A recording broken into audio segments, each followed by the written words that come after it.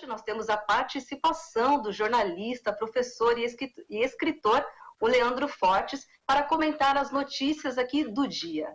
Nós vamos conversar também com o médico sanitarista, o Gonçalo Vecina, ele que é ex-diretor da Agência Nacional de Vigilância Sanitária, Anvisa, sobre o início da vacinação contra a Covid-19 no Brasil. E também nesta edição a gente vai falar com um advogado e professor de Direito da Universidade de Fortaleza, o Marcelo Uchoa, sobre um movimento que vem se intensificando no Brasil pelo impeachment de Jair Bolsonaro, tá? E nós vamos começar então aqui com as principais notícias do dia.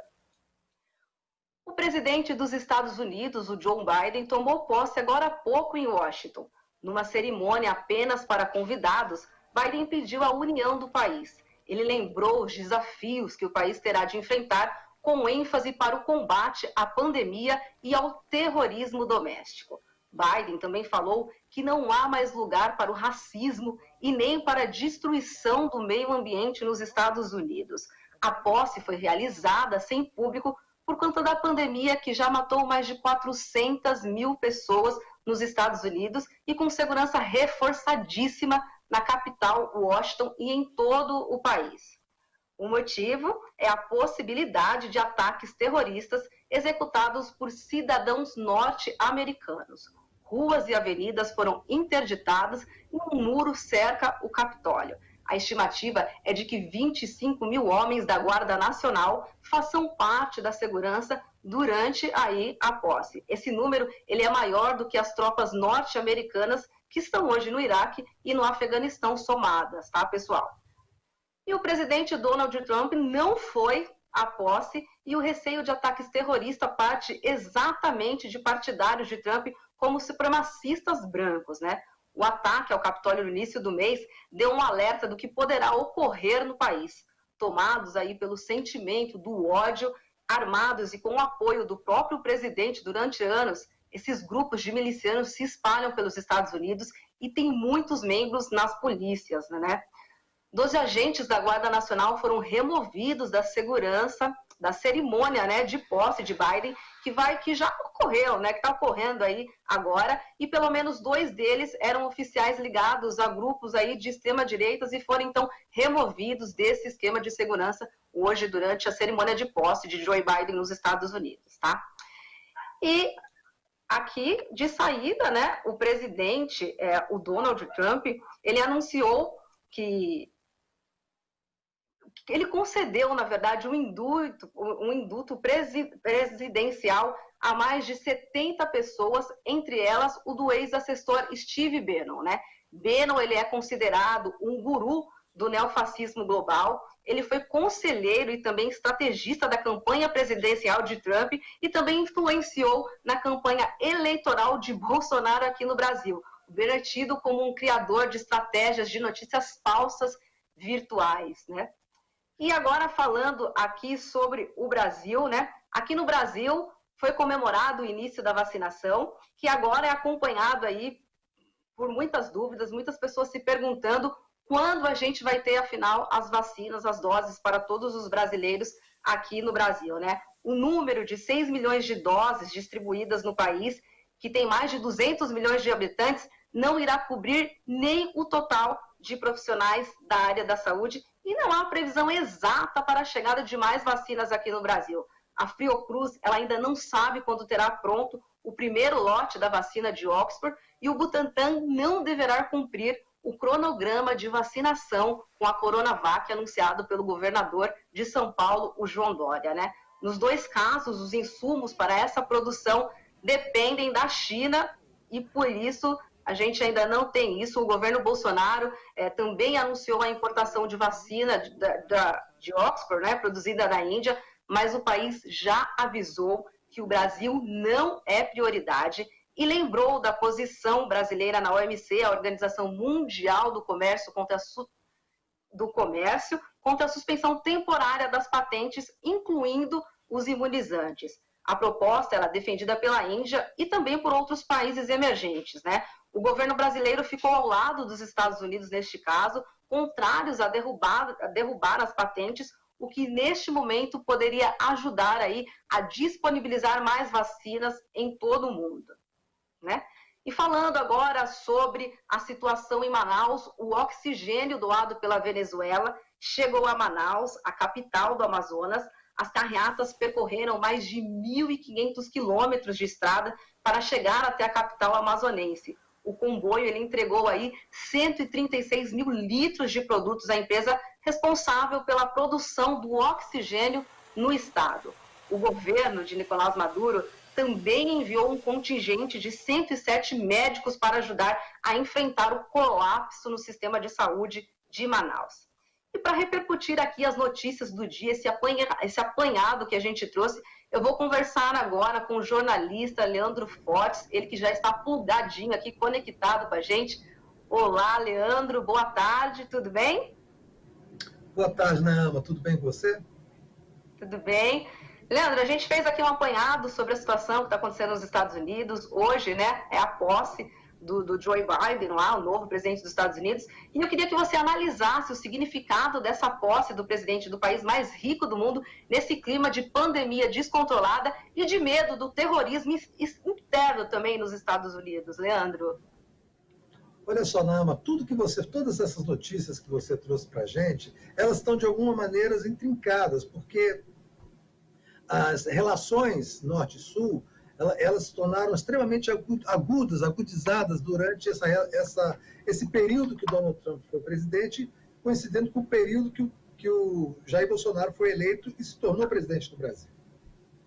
A primeira coisa que a gente tem que pensar é que o Joe Biden é um conservador, vai ser o presidente do Império, vai continuar atuando como presidente do Império norte-americano e vai continuar com as ações imperialistas da maneira como os Estados Unidos sempre trabalhou. Mas há uma diferença crucial nessa questão, porque o Joe Biden tem uma agenda, né? Ele foi eleito com uma agenda. E essa agenda, em muitos pontos, ela é bastante interessante para a América Latina, para o Brasil e para o resto do mundo. Sabe que uma das primeiras coisas que ele anunciou que ele vai fazer primeiro ele vai voltar à OMS, a Organização Mundial da Saúde, da qual o Trump tinha saído justamente porque não queria seguir as orientações relativas ao tratamento da pandemia.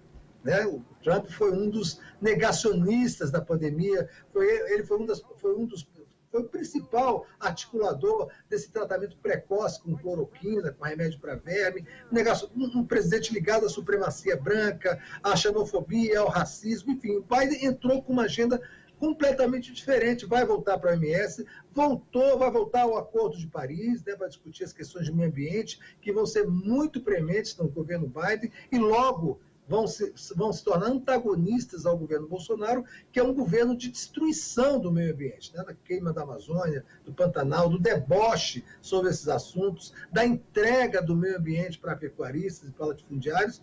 Essas relações, né, elas têm se mostrado muito interessantes em relação à posse de Joe Biden. Ele tomou posse numa situação muito diferente, sem público, claro, por causa da pandemia, ele respeita, usa máscara, em tudo ele é diferente do Trump. E essa questão do terrorismo interno é uma questão muito interessante na ONU, porque todo o discurso dos últimos presidentes dos Estados Unidos na posse era contra o terrorismo externo, né? Terrorismo contra os Estados Unidos. Ainda um reflexo muito forte do atentado às Torres Gêmeas em 2001. Mas agora o Joe Biden assumiu a presidência dos Estados Unidos com medo dos terroristas internos, os terroristas dos Estados Unidos, com os milicianos que estão agregados em grupos ultraviolentos, ultrarracistas, ultrafascistas, ligados a Donald Trump, que fizeram uma demonstração de força na invasão recente ao Capitólio.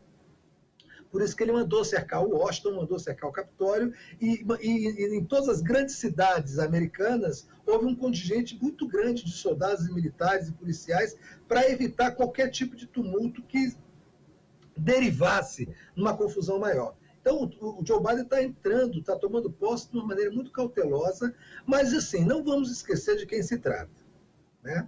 Joe Biden era vice-presidente do presidente Barack Obama, estava à frente dos chamados falcões de Washington que fomentam a guerra, que fomentam a indústria militar americana, né? O chamado complexo industrial militar americano, que vive de guerras. Então, ele não vai abrir mão de criar novas guerras.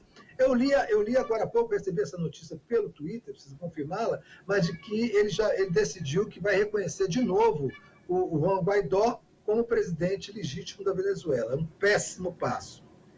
É um passo terrível. Ao mesmo tempo, aconteceu uma coisa curiosa. O Twitter, que foi tão ovacionado, que foi tão elogiado, inclusive pela esquerda brasileira, por ter tirado a conta do Donald Trump, por ter cancelado a conta do Donald Trump por causa de discurso de ódio, hoje cancelou, sem nenhuma explicação, a conta da Assembleia Nacional da Venezuela. Né? A Assembleia essa que foi eleita democraticamente, só que foi tomada de novo, do ponto de vista político, por maioria, pelo governo de Nicolás Maduro. Em seguida, o Twitter vai e corta a conta da Assembleia. Então, essas coisas não acontecem por acaso, não. Essas coisas acontecem porque há, assim, uma sintonia entre o império, os oligopólios de comunicação e os desejos dos Estados Unidos em relação à Venezuela. Certo. Sobre as relações dos Estados Unidos com o Brasil, o que deverá acontecer, Leandro, daqui para frente, na sua opinião? Eu pergunto isso porque não havia uma relação soberana entre os países, era apenas um caso de submissão do Bolsonaro ao Donald Trump, né? Inclusive, o guru das fake news dos dois era o mesmo aí, o Steve Bannon, né? Como é que você faz essa leitura, Leandro? Inclusive, você lembrou bem, porque o Steve Bannon, um dos últimos atos do Trump como presidente foi indultar o Steve Bannon, foi perdoar o Steve Bannon, está condenado, está em casa, né, pagou fiança, mas estava prestes a ser preso. Então ele foi perdoado e não é à toa que o Trump perdoou o Steve Bannon, porque o Steve Bannon é uma caixa preta da campanha eleitoral do Donald Trump. Se ele falar, se ele for preso e for obrigado a delatar, o Trump está perdido, sem imunidade, enfim. Já tem 1000 problemas com imposto de renda e ia ter um problema criminal muito grave, eleitoral. Então, ele perdoou o Bannon, deve ter falado, bico calado, vai morrer, vai trabalhar em outro lugar, porque você não pode abrir a boca. Agora, em relação ao Brasil, o que acontece é o seguinte, eu duvido que o Joe Biden tenha a menor boa vontade com o Bolsonaro, porque você falou bem, a relação que o Brasil tinha com os Estados Unidos era uma relação do governo Bolsonaro com o governo Trump. Não era uma relação de Estado, onde se tratavam interesses de Estado. Eram relações pessoais pautadas pela submissão e pelo servilismo absoluto do Bolsonaro em relação ao Trump. Era uma coisa ridícula, uma coisa que envergonhava o Brasil, né? Historicamente, nem na ditadura militar a gente teve um governo tão submisso aos Estados Unidos, aos interesses dos Estados Unidos, como o Bolsonaro. O Bolsonaro, na campanha eleitoral, batia continência para a bandeira dos Estados Unidos. Depois bateu continência para o embaixador, um churrasco, o embaixador dos Estados Unidos em Brasília. Esse era um jeito ridículo, que se submetia da forma ridícula, quis emplacar o filho para ser embaixador lá nos Estados Unidos, porque ele era amigo do filho do Trump. Então, essas relações não vão existir mais. Só que o Joe Biden, né, ele não vai esquecer, claro, que o Bolsonaro não reconheceu a vitória dele, eleitoralmente, e apoiou a invasão do Capitólio como uma coisa correta do Donald Trump e corroborou com a tese jamais provada de que houve fraude nas eleições dos Estados Unidos contra o Trump. Então, essas coisas não passam batido. O Joe Biden não vai ter nenhuma boa vontade com o Bolsonaro. Claro que há uma relação dos Estados Unidos com o Brasil, uma relação comercial muito forte, uma relação diplomática histórica, né, que deve ser mantida, mas boa vontade não vai. Então, assim, o Bolsonaro não tem mais aquele apoio ideológico que ele tinha do Donald Trump para se manter falando bobagem aqui no Brasil. E o Brasil vai ficar ainda mais isolado, né? Porque o Brasil só não estava completamente isolado do mundo porque ele tinha Israel e os Estados Unidos. Com os Estados Unidos se livrando do fantasma do Bolsonaro, Israel vai seguir o mesmo caminho e nós vamos, então, ser literalmente um país pária em relação aos outros do planeta. Olha só. Ainda sobre a relação do Brasil com outros países, como você está vendo a falta de vacinas aqui no país, que hoje depende, Leandro, fundamentalmente dos insumos produzidos por países muito maltratados pelo governo Bolsonaro, pelos seus filhos, pelos bolsonaristas com a China. Como é que você vê isso, Leandro? Pois é, está chegando a fatura. Todo mundo diz isso. Olha, não se pode abrir um flanco diplomático dessa gravidade com um país de importância comercial e política como a China. Ninguém, o mínimo, não tivéssemos um presidente que é um demente absoluto, que é um sociopata, ninguém iria fazer isso. Ele e os filhos destruíram uma longa história de construção diplomática com o mundo oriental, sobretudo com a China, por razões as mais estúpidas possíveis, as razões ideológicas mais anacrônicas, mais obsoletas, essa coisa de que a China iria implantar um chip na vacina, que a China inventou o vírus para dominar o mundo. Só idiotas acreditam nessas coisas, e o Bolsonaro, claro, porque é um idiota, acredita também, e assim levou isso até os limites da irresponsabilidade. E agora está colhendo os frutos. A China não tem nenhuma boa vontade com o Brasil em relação à produção de insumos, né? A gente está mendigando isso, está desesperado. A Câmara dos Deputados, né, o Rodrigo Maia, junto com outros deputados, inclusive da esquerda, está tentando montar uma comissão para abrir uma conversa franca, direta com a China, para garantir o envio desses insumos, para que a gente possa ter a quantidade mínima de vacinas para fazer a operação da primeira dose. Né? A gente não sabe ainda o que vai acontecer em relação à segunda dose. E a mesma coisa em relação à Índia. O Brasil teve todas as chances de lá atrás, no início da pandemia, participar de todas as operações, de todos os agrupamentos que estavam discutindo a viabilidade da vacina, mas decidiu se submeter aos Estados Unidos, que negava a doença. Agora a gente está recebendo a fatura. O mundo todo está vacinando, nós não produzimos nossas vacinas em tempo hábil, nós não criamos um ambiente científico para a produção específica de vacinas, nós sucateamos, né, o nosso parque de produção científica, e agora estão correndo atrás. Tem aquela coisa ridícula, enveloparam um avião da Azul para mandar ele para a Índia, e a Índia já disse que não tem as vacinas, porque a Índia tem 1 bilhão de habitantes, ela tem que cuidar do povo dela, está se lixando para Bolsonaro e filho de Bolsonaro. E a China, depois de ter sido tão maltratada, tão vilipendiada, né, tão desgraçadamente colocada como um país terrorista pelo Bolsonaro e pelos filhos dele, agora está dando troco, está fazendo corpo mole e não vai ter nenhum interesse em ajudar o Brasil enquanto a gente estiver na presidência da República, esse demente chamado Jair Messias Bolsonaro. Leandro, foi um prazer falar com você aqui no Bom para Todos. Muito obrigada pela sua análise bem aqui esclarecedora no Bom para Todos. A gente volta a se falar numa outra oportunidade. Muito boa tarde, tá?